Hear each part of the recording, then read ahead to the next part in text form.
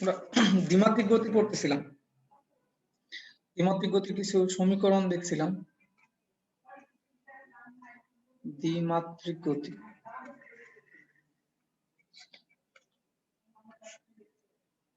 অনেকগুলো সমীকরণ দেখছিলাম, সাইন থিটা কস থিটা যুক্ত। তো তোমাদের কি সূত্রগুলো মনে আছে? এইচ এর সূত্র মানে সমীকরণ আর কি, আর এর সমীকরণ, টি এর সমীকরণ, এক্স এর সমীকরণ, ওয়াই এর সমীকরণ, মনে আছে এগুলো? জি স্যার। আচ্ছা, এগুলো কিন্তু মুখস্থ রাখতেই হবে। পছন্দ হইলেও মুখস্থ রাখতে হবে, না পছন্দ হইলেও মুখস্থ রাখতে হবে। ওকে, আমরা আসসালামু আলাইকুম। ওয়ালাইকুম আসসালাম। আমরা দেখেছিলাম কোন একটা বস্তুকে যদি ছুঁড়ে মারা হয়, অনুভূমিকের সাথে কোণ করে ছুঁড়ে মারা হয়, তাহলে এই বস্তুটা একটা একটু বাঁকা পথে ঘুরে আবার ভূমিতে ফেরত আসে। কোন একটা বস্তুকে যদি এভাবে ছুঁড়ে মারা হয়, তাহলে বাঁকা পথে ঘুরে আবার ভূমিতে ফেরত আসে। তো আমরা কিছু নাম শিখবো আজকে। বস্তুটাকে যে বেগে ছুঁড়ে মারা হয় সেই বেগটাকে বলে নিক্ষেপণ বেগ। নিক্ষেপণ বেগ প্রশ্ন এরকমই দেওয়া থাকবে। আর আনুভূমিকের সাথে যে কোণে ছুঁড়ে মারা হয় সেটাকে বলে নিক্ষেপণ কোণ। নিক্ষেপণ কোণ পড়তে পড়তে শিখে ফেলবো, মুখস্থ করে ফেলবো। যে বিন্দু থেকে ছুঁড়ে মারা হয়েছে সেই বিন্দুর একটা নাম আছে, সেটা হচ্ছে নিক্ষেপণ বিন্দু। নিক্ষেপণ বিন্দু। তা আমরা আমাদের হিসাবের সুবিধার জন্য এই বিন্দুটাকে আমরা মূল বিন্দু ধরে নিয়েছি। মূল বিন্দুতে x = 0 থাকে, y = 0 থাকে। আমরা অন্য বিন্দু ধরতে পারতাম, এটা একটু অসুবিধা হতো হিসাব করতে। ওকে, এখন যে বস্তুটাকে ছুঁড়ে মারা হয়েছে সেই বস্তুটার একটা নাম আছে। যে বস্তুটাকে ছুঁড়ে মারা হয়েছে সেই বস্তুটাকে আমরা আগে 9 10-এ পড়ছিলাম, উপরের দিকে কোনো বস্তুকে নিক্ষেপ করলে তাকে নিক্ষিপ্ত বস্তু বলতাম। হ্যাঁ, তুমি এখন এটাকে নিক্ষিপ্ত বস্তু বলতে পারো, নিক্ষিপ্ত বস্তু বলতে পারো। আরেকটা নাম বলতে পারো প্রক্ষিপ্ত বস্তু। সবচেয়ে বেশি প্রচলিত সেটা হচ্ছে প্রাস। যে বস্তুটাকে ছুঁড়ে মারা হয়েছিল তাকে আমরা প্রাস বলি। ওকে, ইংরেজিটা হচ্ছে প্রজেক্টাইল। অনেক সময় একটা সংজ্ঞা চলে আসে, জিজ্ঞাসা করা হয়, সংজ্ঞাটা এরকম: ভূমির সাথে বা অনুভূমিকের সাথে, এটা অনুভূমি তাই না, অনুভূমির সাথে তির্যক ভাবে শূন্যে নিক্ষিপ্ত বস্তুকে প্রাস বলে। অনুভূমিকের সাথে তির্যক ভাবে শূন্যে বাতাসে নিক্ষিপ্ত বস্তুকে প্রাস বলে। প্রাসের ক্ষেত্রে আমরা অনেকগুলো সমীকরণ পড়ছিলাম, সমীকরণগুলো আবার পড়ি। তাহলে আনুভূমিকের সাথে তির্যক ভাবে শূন্যে নিক্ষিপ্ত বস্তুকেই প্রাস বলে। সমীকরণগুলো একটু দেখবো আবার। মনে করো কোন একটা বস্তুকে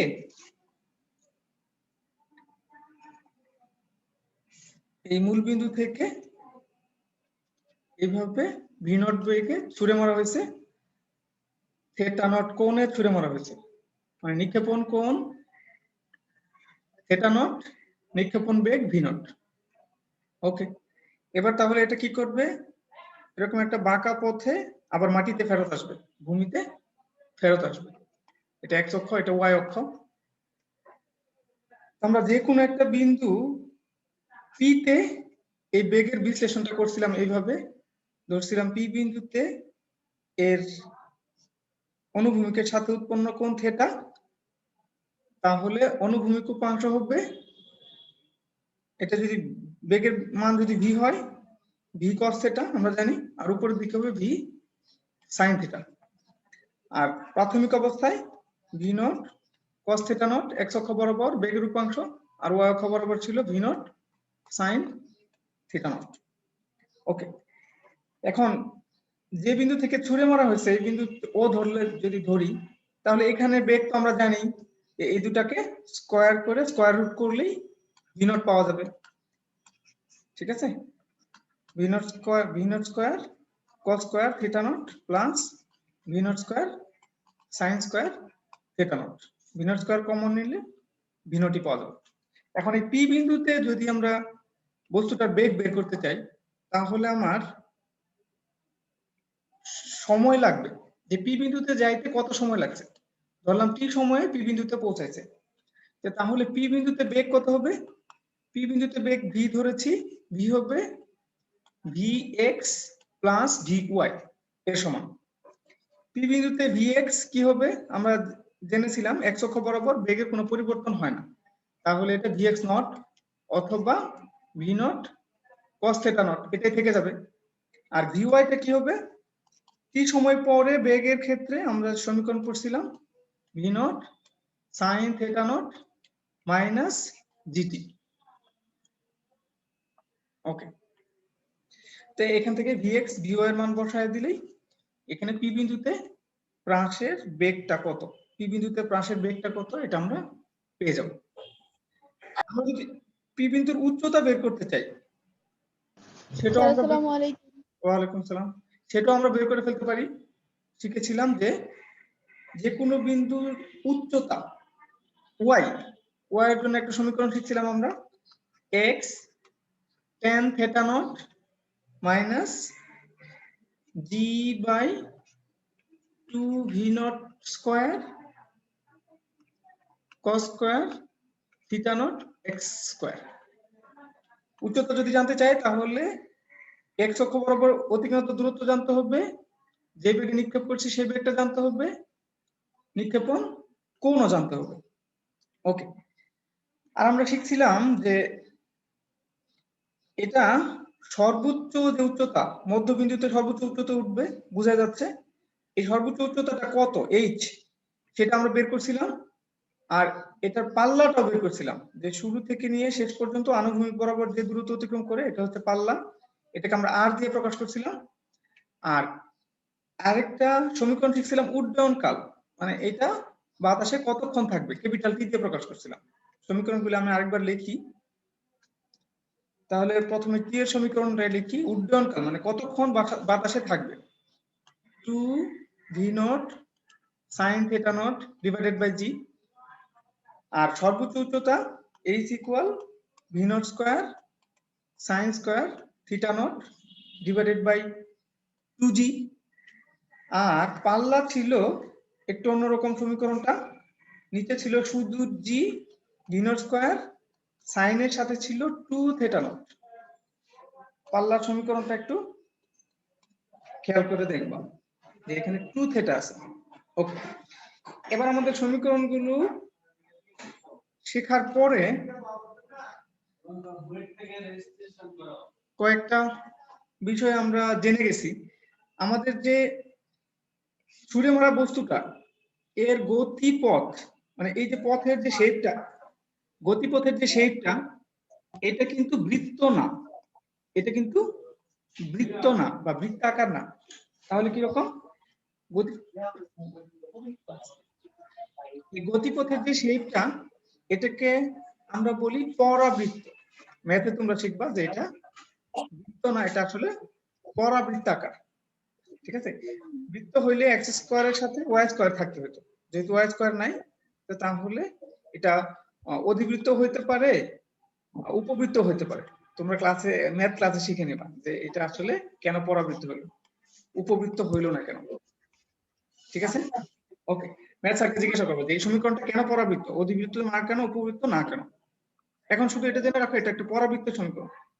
ওকে, এবার আমরা কয়েকটা ম্যাথ সলভ করব। যাদের কলম কাছে নাই কলমটা নিয়ে আসো। আলিফ তোমার মিউট করো নাই। কয়েকটা ম্যাথ সলভ করি, যতগুলো সমীকরণ শিখছি এগুলো কাজে লাগে। আমাদের মনে করো একটা প্রাস দেয়া আছে, আমি ছবি এঁকে দিচ্ছি, কথা লিখতেছি না। একটা প্রাস দেয়া আছে, বলছে যে এটা ভূমির সাথে 30 ডিগ্রি কোণ করে ছুঁড়ে মারা হয়েছে, আর একে 10 মিটার পার সেকেন্ড বেগে ছুঁড়ে মারা হয়েছে। কোন একটা বস্তুকে ভূমির সাথে 30 ডিগ্রি কোণ করে 10 মিটার পার সেকেন্ড বেগে ছুঁড়ে মারা হয়েছে। পাশাপাশি আরেকটা বস্তু আছে, এটাকে উল্লম্বের সাথে 30 ডিগ্রি কোণ করে ছুঁড়ে মারা হয়েছে একই বেগে। এখন প্রশ্ন হচ্ছে দুই ক্ষেত্রেই, এটা কেস 1 ধরি, এটা কেস 2 ধরি, দুই ক্ষেত্রে পাল্লা কত, r1 কত, r2 কত? তোমাদের কাছে ফর্মুলা আছে, করে ফেলো।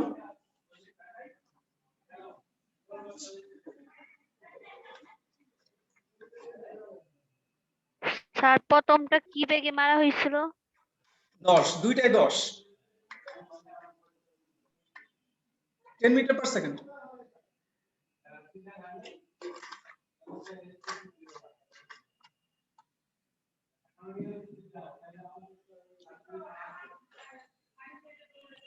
স্যার R1 আসছে 8.83। আচ্ছা, r1 হচ্ছে 8.83, একক কি হবে? Metre per second. হ্যাঁ হ্যাঁ, মিটার মিটার। গুরুত্বের একক মিটার। আচ্ছা 92। ওকে, যারা কথা বলবে বা রেসপন্স করবে তাদের অ্যাটেন্ডেন্সটা আগে দিয়ে দিব।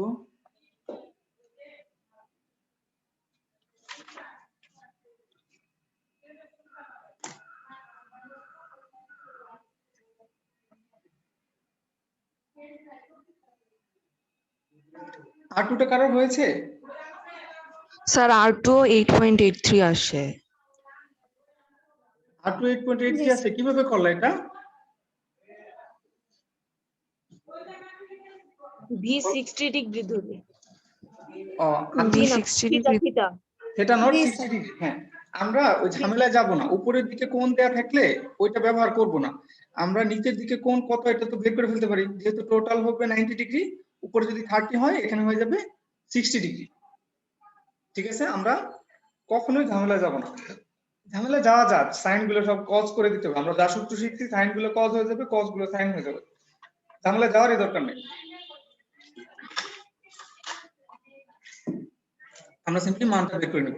আচ্ছা, আমরা দেখতেছি যে দুই ক্ষেত্রেই পাল্লা বের হয়েছে একই, না? 8.83 মিটার। এখন দুইটা বস্তুকে দুইটা কোণে ছুঁড়ে মারলাম, বেগ একই ছিল, তো দুইটা একই দূরে গিয়ে পড়লো। পাল্লা একই মানে কি, দুইটা একই দূরে গিয়ে পড়লো, ঘটনাটা কি? এই জন্য আরেকটু দেখতে চাই আমরা, শুধু পাল্লাই একই রকম নাকি অন্য কিছু একই রকম। আমরা দেখতে চাই যে এই প্রথম বস্তুটা সর্বোচ্চ কত উচ্চতায় উঠেছে, দ্বিতীয় বস্তুটা সর্বোচ্চ কত উচ্চতায় উঠেছে, এটাও হিসাব করতে চাই।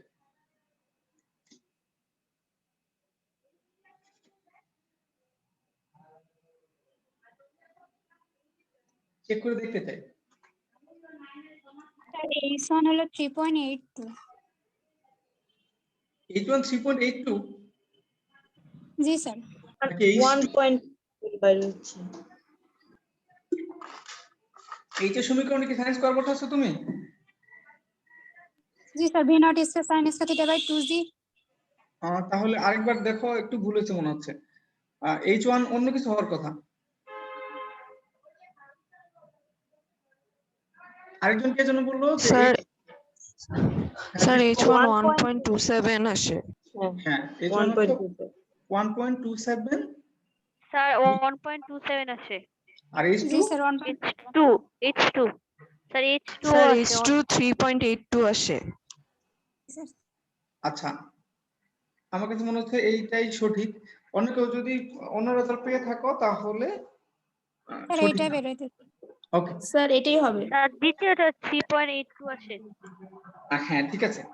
এবার আমরা দুই ক্ষেত্রেই উড্ডয়ন কাল বের করব, T1 আর T2 বের করতে চাই।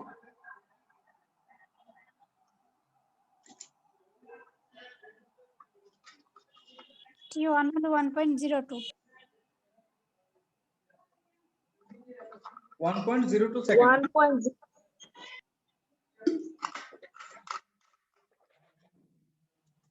T1 হচ্ছে 1.02 সেকেন্ড, 1.02 সেকেন্ড।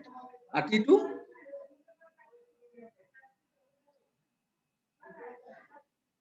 1.7, 1.76 আচ্ছা 1.78 মনে হয় হবে। স্যার 1.78 আসে। 7 হ্যাঁ 1.8। হ্যাঁ এটা ঠিক বলছে, 1.78 সেকেন্ড। এখন দেখো শুধুমাত্র পাল্লার ক্ষেত্রে একই রকম মান পাওয়া গেছে, অন্য ক্ষেত্রে কিন্তু ভিন্ন মান পাওয়া গেছে। আমরা যদি এই দুইটা ঘটনাকে ছবি এঁকে দেখি একসাথে, তাহলে মনে করো দুইটা ঘটনাকে একই সাথে ছবি আঁকবো, তো কি দেখবো?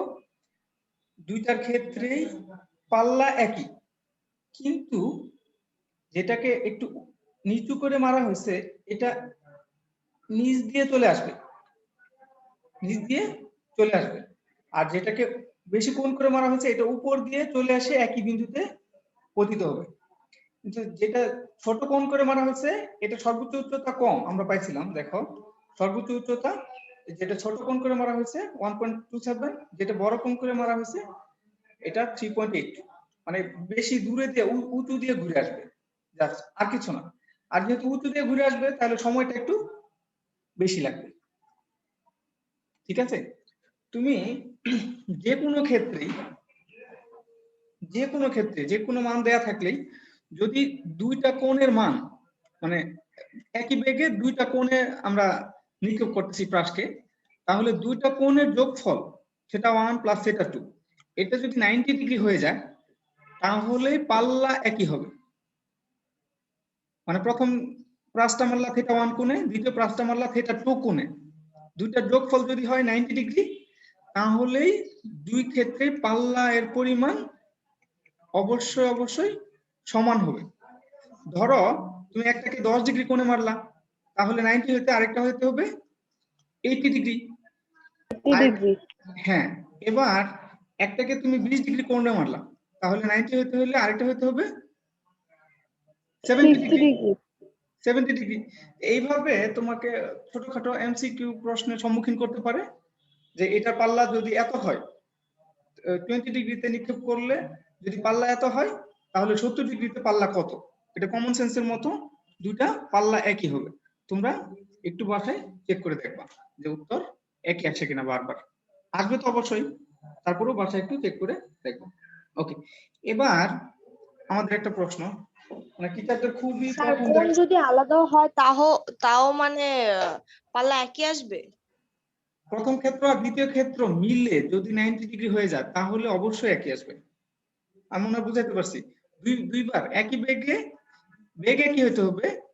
এবার একই বেগে একবার এদিকে মারলাম একবার এদিকে মারলাম, দুইটা কোণ, একটা থিটা 1 আর একটা থিটা 2, এই থিটা 1 আর থিটা 2 এর যোগফল 90 হইলেই সব সময় এদের পাল্লা সেম হবে। বুঝতে পারছো? জি স্যার। ওকে, বেগ একই হতে হবে, আবার এক এক সময় এক এক বেগে মারলা পাল্লা এক করতে চাইলা সেটা হবে না। যে কোনো বেগ তুমি নিতে পারো, সমস্যা নাই, 10 নিতে পারো, 50, 110, 200 নিতে পারো, সমস্যা নাই। ওকে, তাহলে আমরা টিচারদের খুব ফেভারিট একটা প্রশ্ন দেখি, যে বলতে পারে যে কত কোণে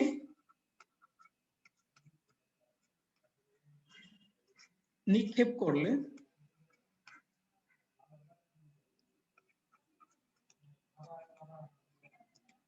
প্রাসের পাল্লা ও সর্বাধিক উচ্চতা একই হবে। উচ্চতা একই হবে 45 ডিগ্রি না স্যার? না, করে দেখো, সূত্রে বসাও, তারপরে দেখবা যে চমৎকার একটা উত্তর আসছে। দুইটা রাশি দেওয়া আছে, একটা হলো পাল্লা আর একটা হলো সর্বাধিক উচ্চতা।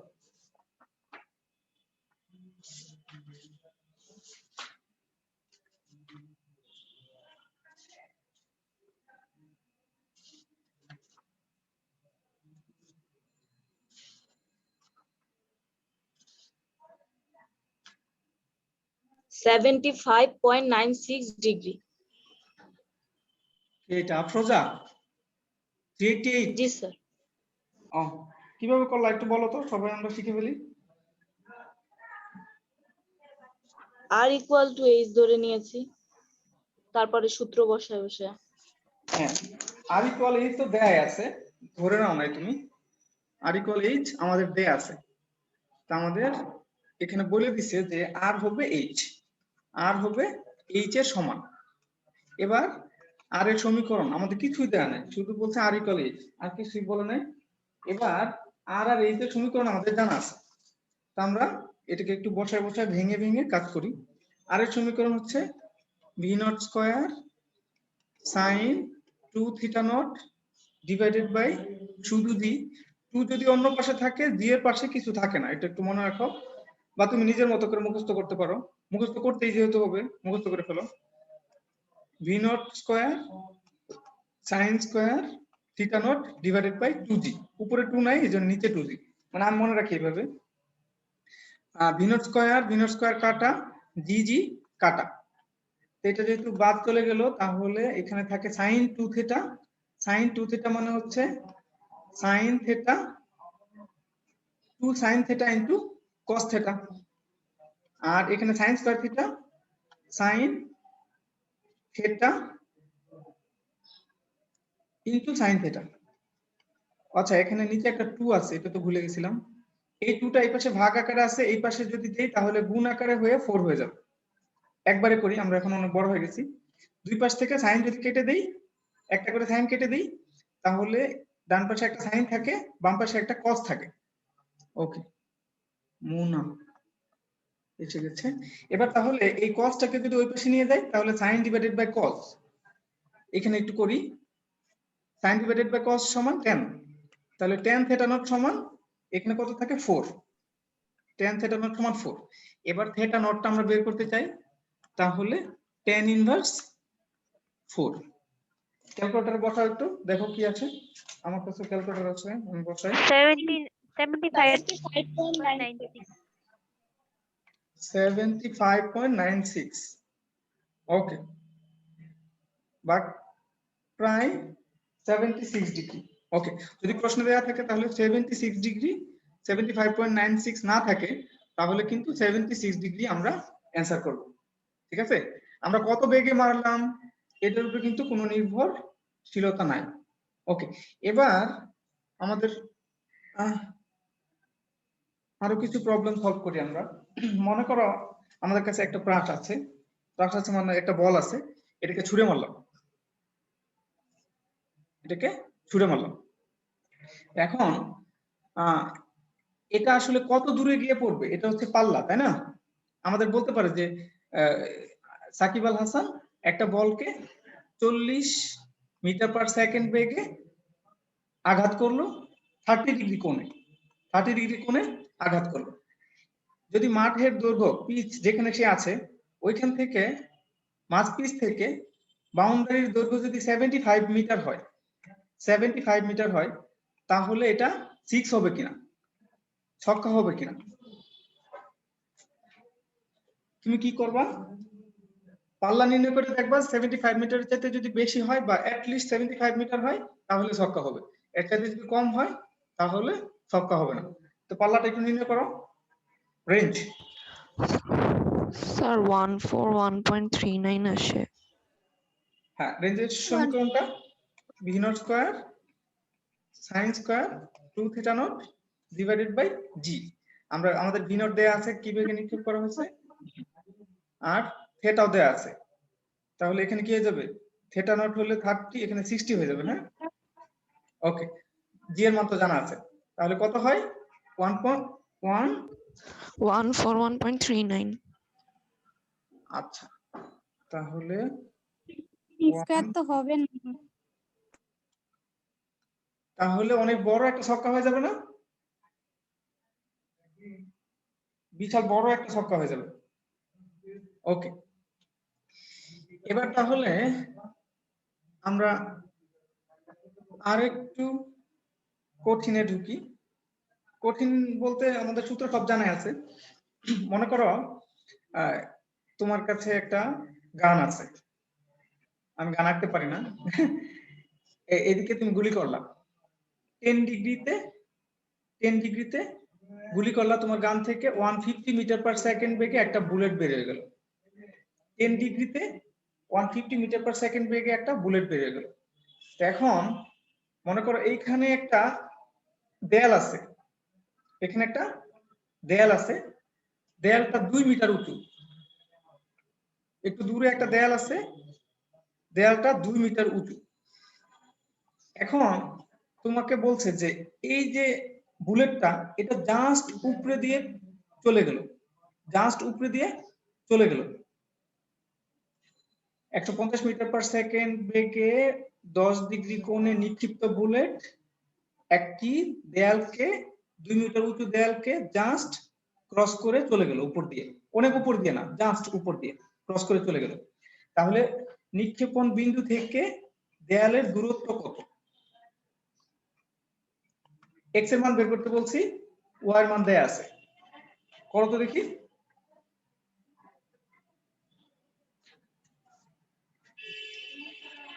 আমাদের ওই যে ওয়াই এর সমীকরণটা দিয়ে করতে হবে।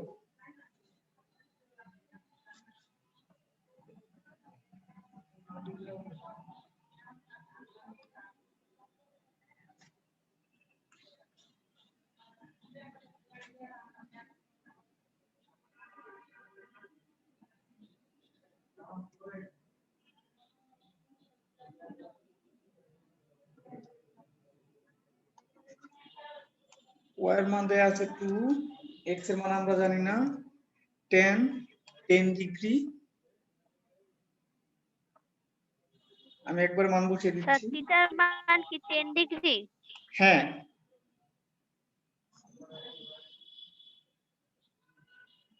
টু ইন্টু 150 স্কোয়ার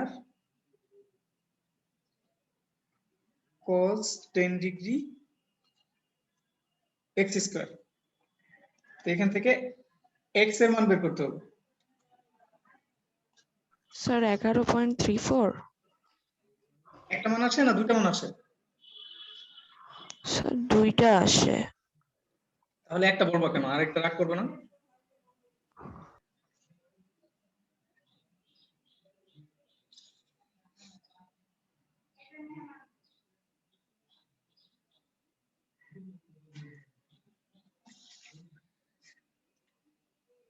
আচ্ছা, আমিও তাহলে একটু করে দেখি কি হয়েছে। তোমাদের ক্যালকুলেটরে খুব সহজে করতে পারবা। ইকুয়েশনে যাবা, ইকুয়েশন কয় নম্বরে আছে? এ নম্বরে না? তাহলে হবে হচ্ছে এটা পলিনোমিয়াল ইকুয়েশন, 2 ডিগ্রি ইকুয়েশন। ওকে, এক্স এর মানটা একটু বের করে নিলে ভালো হতো, সেটা আমি বের করে নিই আগে। আরেকটা মান কি আসছে দৃষ্টি? 11.34 আসছে। আরেকটা মান আসবে না? এক্স এর আরেকটা মান আসবে তো, দ্বিঘাত সমীকরণ দুইটা মান থাকবে না?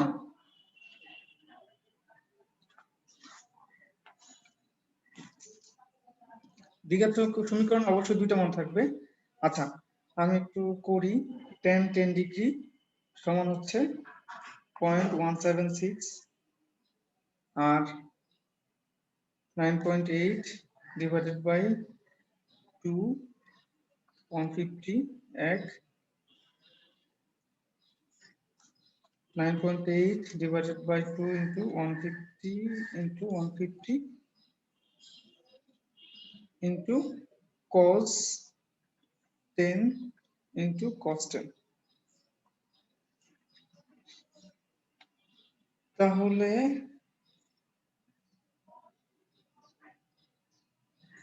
2.245 into 10 to the minus 4। ওকে, তাহলে এটা যদি আমি একটু বসায় দিই, তোমরা করতে থাকো, আমিও করতেছি। আমি এটা চেক করে দিইনি তো, একটু বেশি।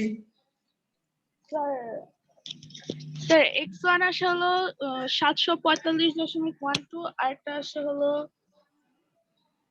11.45 11.45 ও আচ্ছা, একটা 11.45 আর একটা 700।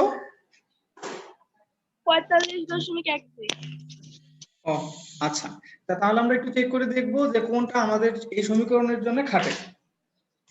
x এর মান বসাইলে y = 2 যেটার জন্য আসে ওইটা হচ্ছে সঠিক উত্তর। এই ক্ষেত্রে x এর মান বসায় দিতে হবে। আমি এখন দেখতে পাচ্ছি না। আচ্ছা, আমি একটু চেক করি তাহলে, যেহেতু ট্রাই করলাম, ক্যালকুলেটরের মানটা বসাই দিই। x স্কয়ারের মান আসছে আমার 2.000, ওরে আল্লাহ, এতগুলো জিরো, 245। আচ্ছা, x এর মান আসছে -0.176, আর এর মান হচ্ছে -2। 729 আর -11 আছে না? এই যে স্যার বাবারা, আমার 745 আসছে। আচ্ছা, আমার কাছে 729 আসছে, মানে আমি এটা না করে দিছি তো অত কঠিন আসবে না। আমার কাছে আসছে 729, 729 আর হচ্ছে -11। হ্যাঁ, -11টা গ্রহণযোগ্য হবে না তো, এক্স এর ডিসটেন্স মাইনাসটা গ্রহণযোগ্য হবে না, তাহলে 729 মিটারই স্যার হবে। আমাদেরটা +11 আসছে আমারটা। দুইটাই প্লাস আসে। জি স্যার। আরেকজন কে করছে, ওরও কি দুইটা প্লাস আসছে?